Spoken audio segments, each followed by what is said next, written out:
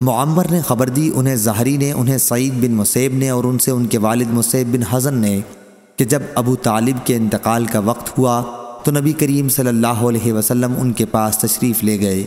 اس وقت وہاں ابو جہل اور عبداللہ بن ابی امیہ بیٹھے ہوئے تھے۔ حضرت صلی اللہ علیہ وسلم نے ان سے فرمایا، آپ ایک بار زبان سے کلمہ لا الہ الا اللہ کہہ دیجئے، میں اسی کو آپ کی نجات کے لیے وسیلہ بنا کر اللہ کی بارگاہ میں پیش کر لوں گا۔ اس پر ابو جہل اور عبداللہ بن ابی امیہ کہنے لگے، ابو طالب، کیا آپ عبد المطلب کے دین سے پھر جائیں گے؟ آپ صلی اللہ علیہ وسلم نے کہا کہ اب میں آپ کے لیے برابر مغفرت کی دعا مانگتا رہوں گا جب تک مجھے اس سے روک نہ دیا جائے۔ تو یہ آیت نازل ہوئی، نبی اور ایمان والوں کے لیے جائز نہیں کہ وہ مشرکوں کے لیے بخشش کی دعا کریں، اگرچہ وہ مشرکین رشتہ دار ہی کیوں نہ ہوں، جب ان پر یہ ظاہر ہو چکے کہ وہ یقیناً اہل دوزخ سے ہیں۔